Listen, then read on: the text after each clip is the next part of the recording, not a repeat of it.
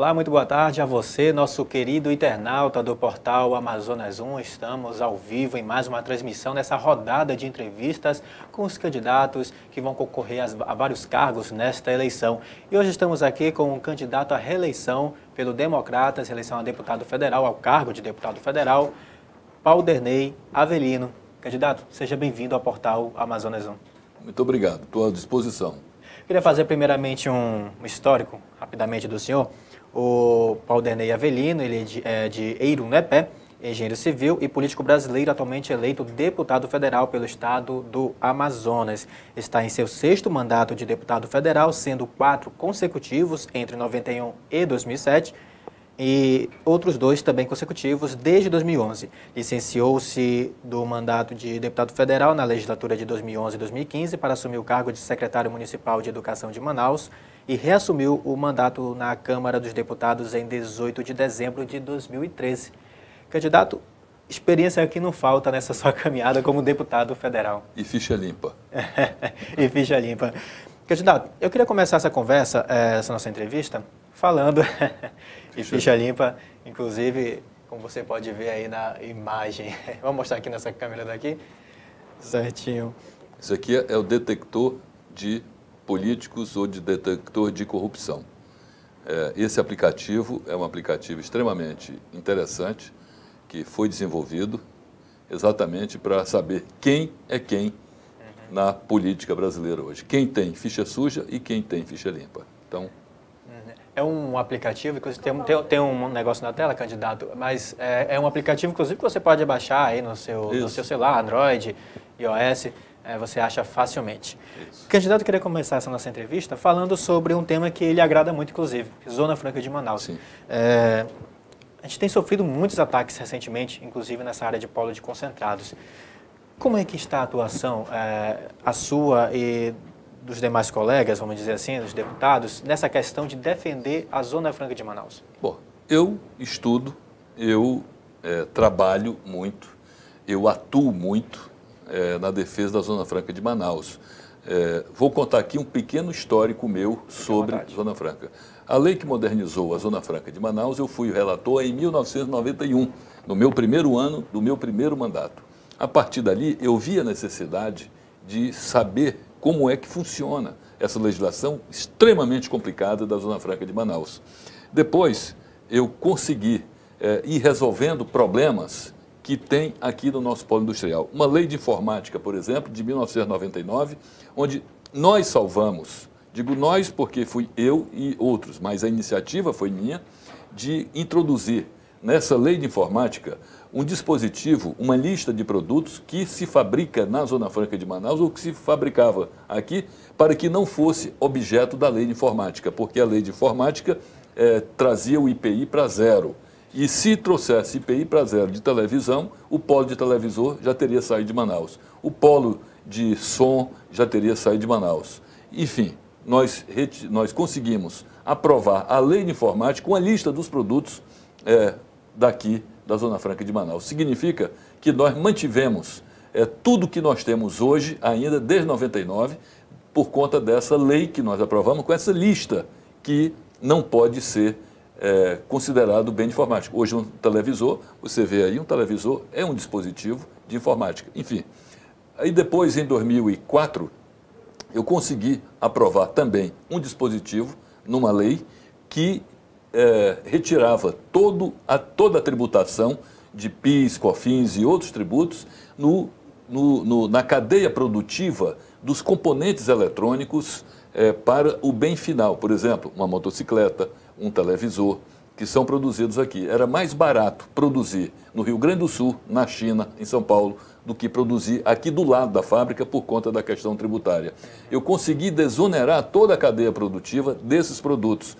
E aí criamos um polo muito forte de componentes aqui, que ainda existe hoje.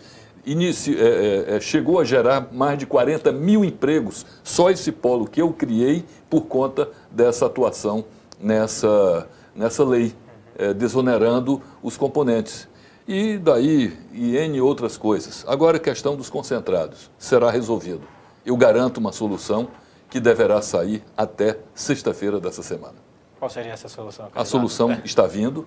eu não vou adiantar, mas está vindo a solução. Ainda hoje falei com gente muito graduada em Brasília. Falei até com o presidente da República, com o ministro da Fazenda, com o secretário da Receita Federal, com o chefe da Casa Civil. A solução está vindo. A gente teve uma prorrogação da Zona Franca, mas só a prorrogação por si ela não resolve. Não resolve. Prorrogar a Zona Franca, nós temos que criar aqui as condições para que a Zona Franca continue existindo. Por exemplo, nós estamos também com uma reforma tributária em andamento na Câmara dos Deputados. E, por acaso, eu estava em Brasília, no esforço concentrado, e faltava um dia apenas para o fim do prazo de apresentação de emendas a essa comissão da reforma tributária. Há um ano, eu vinha pedindo do pessoal aqui da Fazenda para me apresentar uma proposta. Eu dei o rumo, a tese, e eu queria que eles botassem no papel. Quando chega o dia, não tinha nada. Eu me sentei com meus assessores, colocamos no papel, formalizamos a emenda e em 24 horas eu colhi 212 assinaturas para apresentar a proposta. Essa proposta que eu apresentei, a reforma tributária, ela protege a Zona Franca de Manaus. Ninguém se mexe, a não ser eu, para fazer esse tipo de coisa. Então, a defesa da Zona Franca de Manaus é feita por mim, tecnicamente e politicamente. Eu conheço detalhes da Zona Franca de Manaus. Ainda hoje estive numa empresa chamada Transire, onde, por acaso, também eu fui na última reunião do Conselho da Suframa e, chegando lá, o presidente da Federação das Indústrias, Centro da Indústria, correram até a mim para me salvar o projeto de ampliação dessa empresa que tinham sido retirado da pauta. Eu fiz uma reunião com os conselheiros que vieram de Brasília e expus o meu ponto de vista e disse que era impossível, que eu não aceitava que retirassem aquele projeto da pauta. E eles aqueceram, obviamente eu argumentei, não vou aqui novamente citar as argumentações, fiz as argumentações técnicas e as argumentações políticas. Isso foi mantido o projeto e foi aprovado. Hoje a empresa tem 1.700 trabalhadores lá, todos felizes. Recebi um agradecimento no meio da produção lá, o diretor da empresa agradecendo, todos os funcionários lá presentes me aplaudindo, e eu agradeço muito esse reconhecimento, porque esse tipo de trabalho eu faço.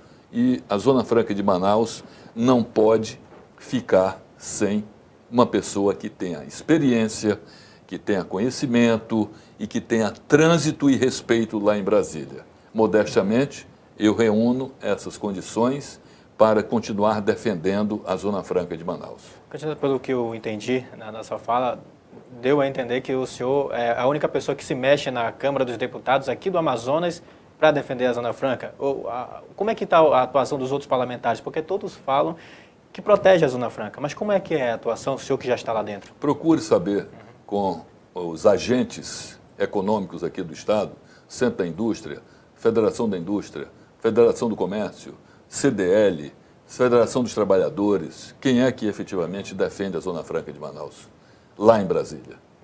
Candidato, continuando nessa Zona Franca, mas eu queria passar para um outro tema que é muito debatido, inclusive muita gente está prometendo que vai aí concluir o trecho do meio da BR-319, que seria um grande avanço para o estado do Amazonas. Como é que o senhor vê toda essa situação? Eu acho que a BR-319 é imprescindível. Agora, como é que vai fazer, eu não sei. Tem um problema ambiental no meio. E esse problema ambiental até hoje é intransponível. Já tivemos até o ministro dos Transportes por quase 7 anos e o ministro não conseguiu resolver isso. Então, é necessário. Acho que nós precisamos definitivamente parar de ficar jogando conversa fora e arranjar uma proposta que seja eficaz, seja com ferrovia, seja com estrada parque, uma rodovia parque. O que é certo é o seguinte: nós precisamos da rodovia. Agora, não vou aqui ficar dizendo que solução que nós vamos fazer. Tem um problema ambiental no meio e esse problema precisa ser resolvido. Então não é algo fácil, né? Você prometer e dizer que vai... Claro, eu não vou aqui ficar enganando ninguém. Tem um problema sério de meio ambiente. Nós precisamos vencer esse problema. Como é que se resolve isso? Ou com uma ferrovia, que não vai atacar o meio ambiente, ou com uma estrada parque, evitando que se crie ou que se desmate ao longo da estrada, porque esse é o temor do governo. Candidato, em relação ao estado do Amazonas como um todo, vamos esquecer um pouco a Zona Franca, a gente tem a Zona Franca como a grande economia do nosso estado. Existem propostas para alavancar a economia do estado, utilizando os municípios de outra forma? Olha, eu estou agora trabalhando muito, ajudando muito a agricultura familiar. Acho que a gente pode fazer um grande trabalho pela via da agricultura familiar. Nós podemos fazer um grande trabalho utilizando os recursos naturais, como a pesca, mas, sobretudo, eu consegui trazer a personalidade jurídica do CBA, o Centro de Biotecnologia da Amazônia. E, concomitante ao CBA, consegui, através também de uma medida provisória, nós estabelecermos o financiamento para o CBA. Então, através de uma organização social, esse CBA poderá receber os recursos do PID, que é gerado aqui em Manaus, pelas empresas de informática. E são recursos na ordem de 500 milhões de reais por ano. Nós precisamos criar alternativas e vamos criar alternativas através da pesquisa. E nós temos já muita informação e a forma como isso vai ser feito. O que faltava? Personalidade jurídica para o CBA e recursos para pagar os pesquisadores e fazer com que as startups, as pequenas empresas, se instalem e comecem a trabalhar. Nós vamos fazer isso. Essa é a minha contribuição para o futuro da nossa região. Essa área de pesquisa é um pouco fraca. É um pouco fraca aqui no estado do Amazonas, se eu ver assim? Não, tinha problema. Tinha problema. A forma como se pesquisa na universidade é uma pesquisa científica, não é voltada para o mercado. A forma como se pesquisa no INPA é uma pesquisa científica, não é voltada para o mercado. Nós precisamos de pesquisa que seja voltada para o mercado. O CBA estará fazendo esse trabalho de pesquisa voltado para o mercado. E aí você vai ver isso aqui explodir com a economia regional potente, forte, se Deus quiser, nas próximas décadas. Candidato, nessa área de política, vamos para... Há muita discussão, inclusive nas redes sociais, candidato A, candidato B, o senhor pode acompanhar, a gente acompanha essa briga política que tem aí, que existe hoje. O senhor acredita que a população ela está aberta, está observando mais o momento que o país enfrenta? Porque a gente passou por uma crise econômica muito grave. E isso fez com que a população... Estamos, né? Como é que o senhor vê toda essa situação política, esse cenário político hoje que a gente se encontra? Eu acho que é um cenário revelador. Pela primeira vez nós temos aí as pessoas participando pelas redes sociais, nós temos as fake news, nós temos as informações verdadeiras, mas de fato, o que está acontecendo, as pessoas estão informadas, seja de notícias falsas, seja de notícias verdadeiras. Então, isso tem um diferencial nessa eleição. Óbvio que é uma crise, como você mesmo disse, a crise persiste, a crise foi gerada há 10 anos atrás, ainda no governo do PT, e essa crise persiste até hoje, porque não foi encarada com seriedade, com responsabilidade. Nós quisemos surfar numa onda de uma crise que era pesada, era forte. Os outros países que trataram com responsabilidade as suas crises saíram da crise. Nós estamos mergulhados ainda numa.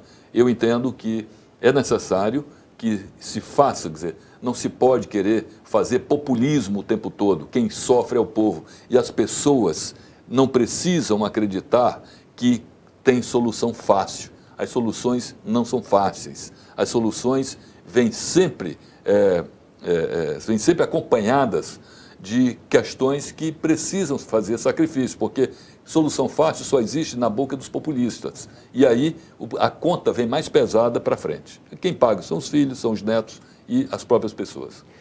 Para combater essa crise, algumas medidas foram necessárias. Por exemplo, tivemos aí a reforma trabalhista, que o senhor, inclusive, foi favorável, o senhor votou a favor da lei trabalhista. Sim. Mas existe muita discussão ainda sobre esse tema.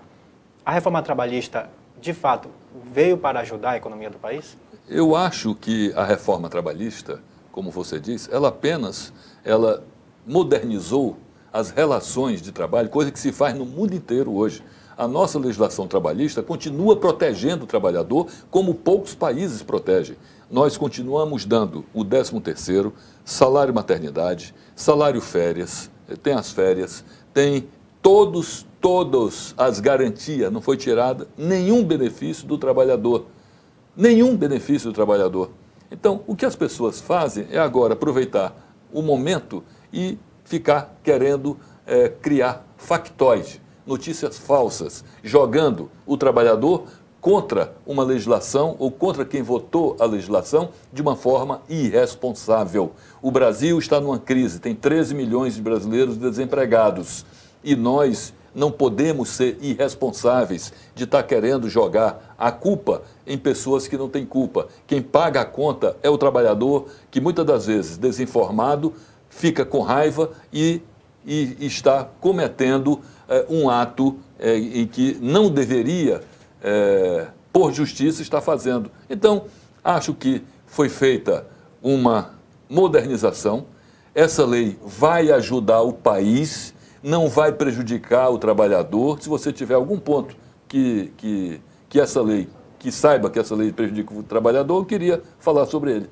Então, precisamos fazer outras reformas. Essa aí não é suficiente. O Brasil precisa avançar.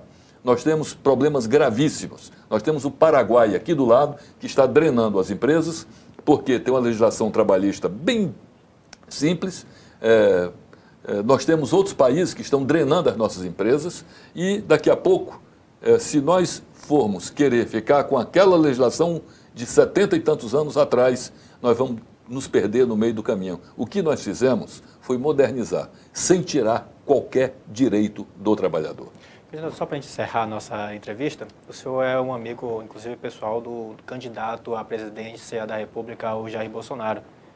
Como é que o senhor viu toda essa situação do atentado contra ele? O senhor sabe como é que está o estado clínico dele? Eu acho gravíssimo isso que aconteceu. É um problema em que nós poderíamos discutir qualquer questão no campo das ideias, nunca da violência. Um atentado desse, ele não constrói, ele só desconstrói. É uma coisa extremamente negativa. Não se pode querer tirar a vida de um candidato porque ele pensa diferente de mim. Isso é um absurdo. Nós precisamos ter consciência e temos que buscar a paz. Vamos deixar que as ideias briguem, não que as pessoas briguem ou as pessoas se matem. Isso é muito ruim. O Brasil sempre foi um país da paz, sempre foi um país em que as ideias brigaram. Não podemos permitir que a violência tome conta. Já chega a violência que nós temos na criminalidade, as mortes, que são 63 mil mortes no ano passado, é um absurdo. Não tem nenhum país em guerra que mate tanto seus filhos como o Brasil mata os seus, ou como está se matando no Brasil. 63 mil assassinatos. Esse ano deve subir para 65 mil. Meu Deus do céu, aonde nós vamos parar? Nós queremos um Brasil de paz, nós queremos um Brasil com segurança, o direito de ir e vir, com segurança jurídica, com segurança pública, para que você possa sair de casa, para que seu filho possa sair de casa com o direito de ir e voltar são e salvo, para que a gente não fique preocupado com uma bala perdida, para que a gente não fique preocupado com a facada, para que não fique preocupado com um traficante que venha querer adotar seu filho. Nós precisamos viver num país melhor. E eu garanto para você, nós precisamos ter um Brasil melhor. Candidato, o último minuto eu deixo para o senhor fazer as suas considerações finais e falar diretamente com o seu eleitor. O meu número é 2525, deputado federal. Eu peço a você, que está nos vendo, nos assistindo nesse momento, a consideração de avaliar o meu nome para continuar em Brasília. Eu tenho experiência, eu tenho conhecimento, eu sou respeitado, sou ficha limpa. As pessoas me respeitam pelo fato de eu não ter qualquer denúncia contra mim, de eu não ser réu, de eu não ser denunciado, de eu não ter qualquer problema com a Justiça Eleitoral, a Justiça Federal, Supremo Tribunal Federal, Tribunal Superior de Justiça, Tribunal de Contas do Estado, Tribunal de Contas da União. Não tenho qualquer tipo de problema em qualquer instância da Justiça. Por isso, eu peço o seu voto. Eu quero que você faça uma análise sobre o meu trabalho, a experiência que eu tenho, a defesa que eu tenho, os serviços prestados à Zona Franca de Manaus, ao Estado do Amazonas e ao Brasil, e o respeito que as pessoas me têm. Eu quero colocar a sua avaliação e merecer o seu voto. Muito obrigado. Bom, muito obrigado mais uma vez, candidato, por ter recebido o nosso convite e ter vindo até o portal Amazonas 1. Essa entrevista você confere na íntegra daqui a pouco no portal Amazonas 1, no nosso site amazonas1.com.br e também no Facebook, daqui a pouco vai estar disponível. Portal Amazonas 1, informação com qualidade.